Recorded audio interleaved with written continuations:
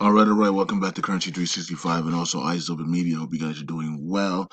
And we're going to talk about jealousy because this is something that we're seeing a lot of in the church. We're seeing a lot of it in the world, of course. We know we got Jezebels, we got Jezebel spirits, and we got jealousy spirits all over the place. People are jealous of people in family. And we're not going to talk about 10 signs. I'm just using the picture for those like, get to the 10 signs. I'm not talking about 10 signs. We're just using the picture for the background, okay? And you can see this woman here. She has the mean stare going with the jealous look. Somebody is in her family maybe is cutting that last piece of carrot cake, and she wanted it the whole day, and so she's jealous of them. They get to eat the last piece of carrot cake. But I mean, it can go from carrot cakes to careers to jobs to to boyfriends to marriages to all types of stuff, right? You know what I mean? Jealous that somebody's always healthy and you're always sick. It could be all types of stuff. Jealous that you didn't get what you want for your birthday, but somebody else got your cousin got what they wanted for their birthday, and so now you're jealous of her. We've seen people in high school, especially high school. The jealousy in high school is at a rampant level. We have dark skinned women fighting light skinned women. You know what I mean? We got Asian women fighting Caucasian women. You know what I mean? Like it's crazy. And you hear the news all the time. Three dark skinned women jumped a light caramel woman or a light or red bone woman. You know what I mean? Or three red bone women jumped a beautiful dark skinned woman. Because she was too beautiful. Her eyes were green, and they couldn't believe it. And they said only Caucasian women have green eyes. You know what I mean? Like we see this stuff all the time. You know dudes jumping on dudes because they're jealous. A basketball star gets jumped by five people because they were tired of him making every shot. You know what I mean? Like this stuff happens all the time, and it happens in the church as well. When you start rising in the church, people get jealous. If you're the best singer in the choir, people are jealous of you. You know what I mean? They start to kind of say smart remarks about you because you're, the lead singer in the choir or something like, what I mean? Um, and so there's jealousy all over the place. Youth pastors, there's jealousy in the youth pastors. There's jealousy in the prophetic. Because you got people that, of course, prophets get it all the time. People are jealous of prophets. That's just natural. That's just natural because we have gifts that nobody else has. You know what I mean? Like people can't see in the future like you can see, but for some reason people can't. They can but they can't. You know what I mean? So it's a long story. You know what I mean? We dream, and we all dream, folks, but the prophets can actually remember their dreams a lot, and they dream in great detail, right? And so we have these giftings of being able to dream. We have giftings of being able to prophesy things. We have giftings to be able to see the future, see the past. We're able to see inside and see what you're thinking. We can see what type of demons you're dealing with. We can see your home structure. You know what I mean? We can see all the men you're messing with and all the women you're messing with. We have the abilities and giftings to see all these things. We can see the pastor. We can see the pastor is cheating on his wife. You know what I mean? Like we can sit there and be listening to the pastor and have a daydream or a vision that God shows us, and we can see the pastor cheating on his wife. We can see the money's not being run properly at the church. We can see the church is going to be going bankrupt in 12 months. We can see all these things just by not doing anything. All we have to do is sit down. I see more visions and dreams and things when I'm just sitting doing absolutely nothing. Like I can sit in front of the computer and just sit there, and God would just start showing me all types of crazy stuff. You know what I mean? And so that's the gifting that we have. and people and it makes people jealous, and I would be jealous too. I mean, I'm like, yo, how you do that, yo? You know what I mean? Like in New York, like up north, we be like, yo, how you do that, son? You know what I mean? Like well, that's more B more, but yo, a fam, a fam, a son, a yo dunny, yo, you're done, that's more New York, right? Yo dunny, yo done.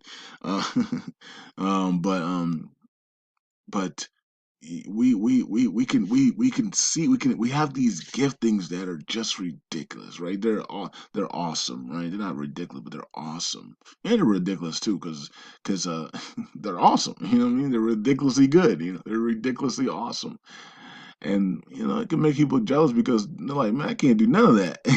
You know what I mean? So I get it. I understand. And sometimes we all get jealous. We all get jealous of somebody at some point, right? And what we need to do when we get jealous of people, we just need to rebuke it, and that's what I do. I could easily be jealous of Prophet of Solomon. I could easily be jealous of Benny. I could easily be jealous of TC's success. I could easily be jealous of Dorsey and everybody else, and Shella and Breitling and Kenneth Story and all the people that I brought on my platforms, even Omar Bam, and all these other people that I brought on my platforms, and all the people that I'm associated with, and things like that. I could easily be jealous of all these people. Mr. Beast went from a nobody to to who he is now on YouTube. What is he, the fifth biggest? Or I'm not sure. He's maybe the top 10 biggest channel on YouTube in the entire world, something like that. I don't know, but and he went from zero. He had literally no subscribers. When I saw Mr. Beast, he literally had zero subscribers. Okay, and I said that he was gonna. I said this guy is gonna be the next. He's gonna be the next big thing. He has the it factor. It's the same thing with Mo Vlogs when Mo and when Mo had his first channel. I think he has another channel now. He had no subscribers as well, and I said this guy's gonna be the next big. I posted on Facebook. I said this is he's gonna be the next big thing on YouTube, and he exploded. Right. Same thing with Stradman and all these other people. Every single one of these people. I buy low and I sell high, right? So I see these people with potential and it factor. That's what I look for. Same thing in cryptos. I look for the it factor, right? And if you don't have the it factor, then I'm like, whatever, right? So you might be okay. You might still do well, but you don't have the it factor for me. And so I could easily be jealous of all of these people, right? But you guys will never see me be jealous of these people. Not one person ever say, "Yo, Currency's jealous of this person." Nah, I keep that out of me, man. I keep that out of me. And if I do ever sense that I'm getting jealous of somebody, I rebuke it quickly. I rebuke it quickly because I especially the people that are in the kingdom of God. I want them to thrive. I want everybody in the kingdom of God to thrive. This is why I keep talking about wealth transfers, millionaire status, billionaire status, because I want everybody in the kingdom of God to thrive. Right? And we keep talking about being your own central bank. Why? Because we want everybody in the kingdom to thrive. Everybody in the kingdom of God should thrive. Everybody in the kingdom of God should be wealthy. I don't like to hear people talk about we are supposed to be poor in the kingdom of God, so that we have to beg the world, the sinners, for money, and we're supposed to be in the kingdom of God where there's gold streets and mansions in His kingdom. Yeshua didn't have to beg anybody for nothing, and nor did His disciples. So we don't want to hear that poverty talk when God's streets are paved in gold and He has mansions upon mansions upon mansions in His kingdom.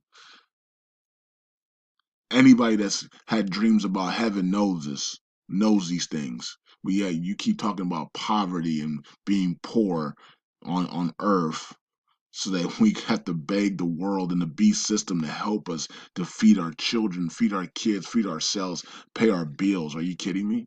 How does the church have any be able to pay its bills if everybody's poor? It's just ridiculous. How do we get people to come to the kingdom of God if everybody is poor? Who wants to come to a kingdom that's poor? you know, they'll laugh at you. They laugh at us. you know, like They'll think it's a joke. Like what God is allowing you all to suffer like this? I don't want that God. I'm having a great time in the world. That's how we would all think. If God's kingdom was poor and everybody in God's kingdom was suffering, we wouldn't want to be in God's kingdom. We wouldn't be jealous of them, right? But we have a mixture in God's kingdom. We got some poor people in God's kingdom. We got some rich people. We got some middle class people in God's kingdom. We got a nice little mixture in God's kingdom. I wish everybody was rich though, because it'd be easy to convince all the rest of the world that this is the right kingdom and that our God is the real God. It'd be so easy. Yeshua wouldn't have to show up in front of people all the time. We would just pull up in our luxury lifestyle and say God is blessing us. Our God is the real God. You know what I mean? He answers prayers. He's blessing us. We don't have any poverty spirits on us. We don't have any vagabond spirits on us. We don't have any generational curses on us. We've broken all that. We are free. We're all healed. We don't have any sickness. We all taking our CMOS. CMOS glow. We all shining and glowing. Beautiful skins. Beautiful clothes. You know, marriages, we're all married, marriages are flowing. Man, people would be jealous like crazy about us, man. Like, yeah, I need to join y'all, man. Y'all doing it, man. But nah, that's not how people see us. People see us, we got people that are broke and miserable, generational curses all over the place, witches everywhere. The church is a mess. So ain't nobody trying to. People like I ain't trying to join no church.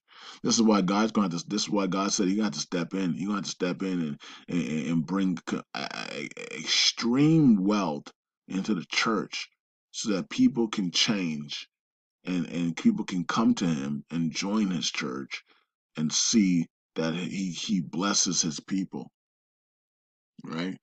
And so this is why He's going to have to do this stuff, because if not, then who's going to join the church?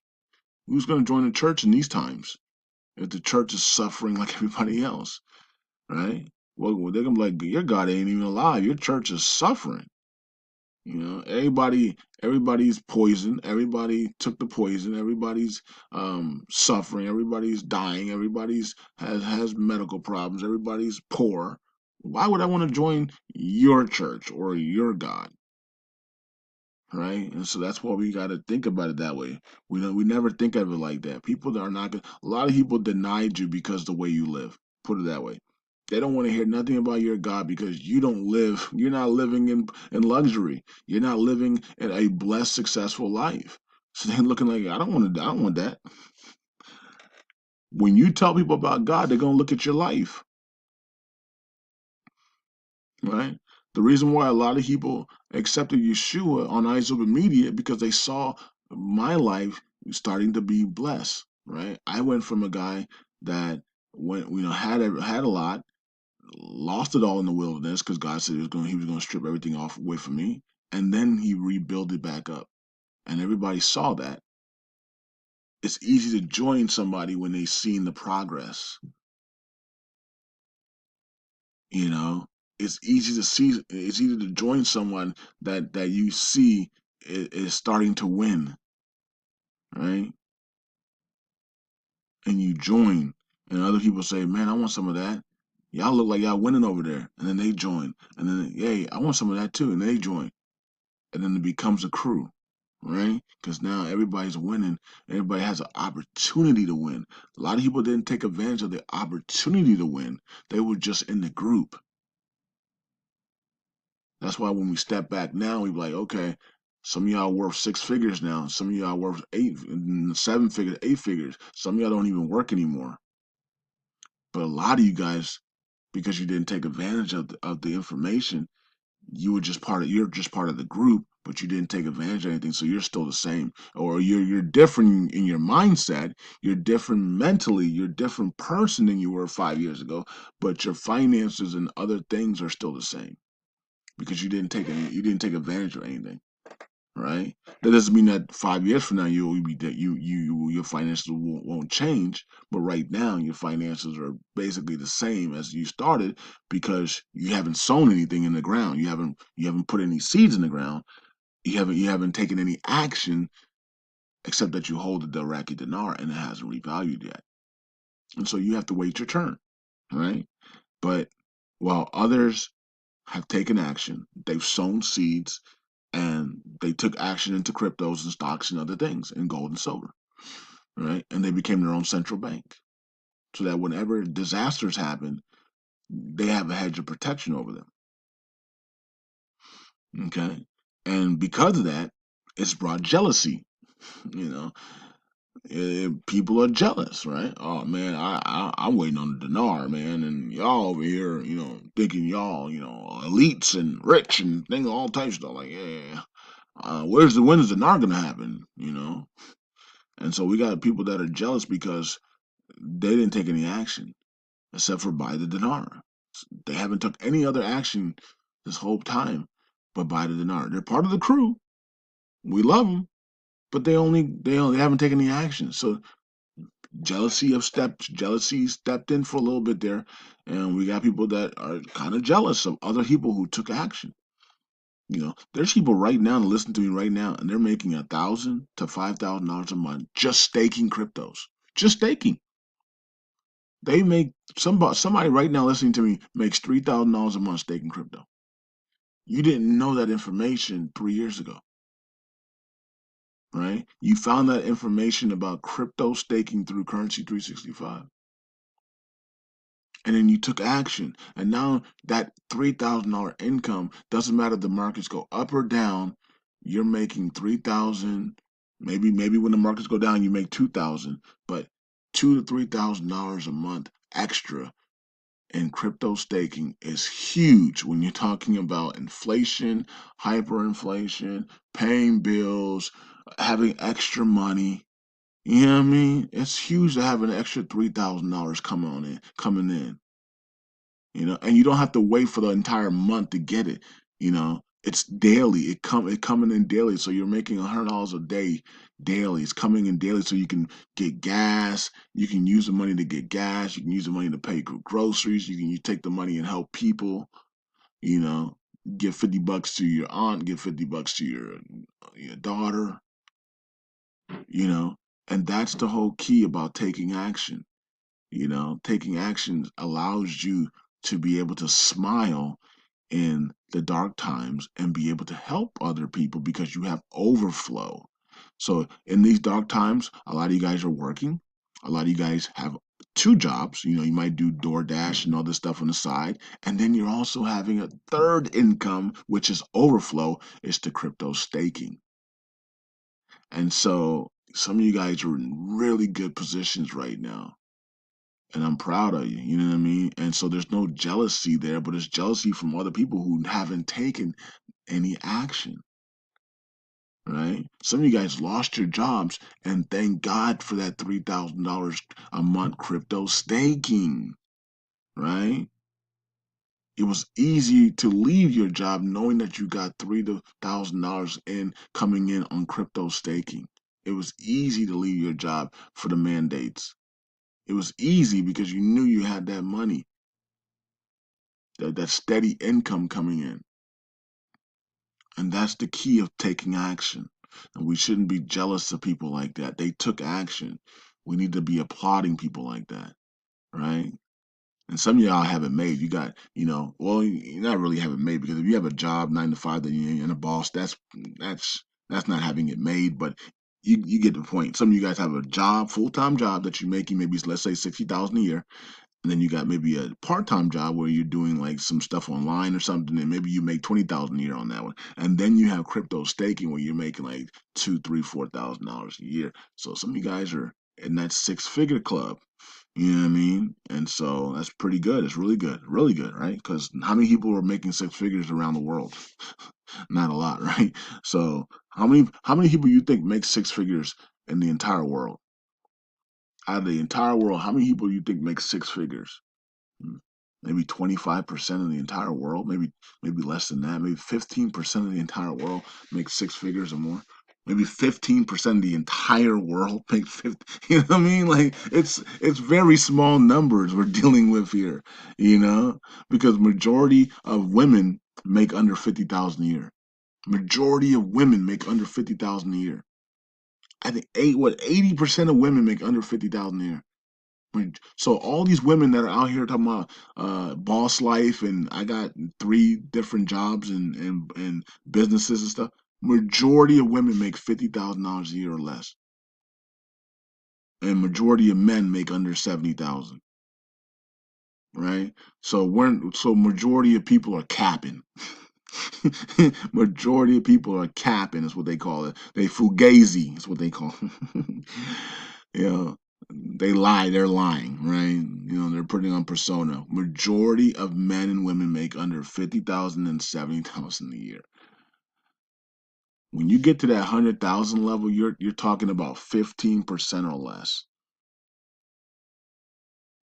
So majority of people you see in the streets or in the malls or in the gyms, they're making 100. They're making less than 100,000. Literally, almost 80 to 90% of them are making. And many places, it's literally 99.9% of them are making under 100,000, depending on where you're at. If you're in walking down the streets of Baltimore in the Baltimore city, 99.9% of the people you walk across are making less than 100,000. Matter of fact, almost 90% is making less than 60,000 a year. Okay, and maybe 80% are in the poverty level. You know, so all depends on where you at. If you're in Beverly Hills, that's a different story.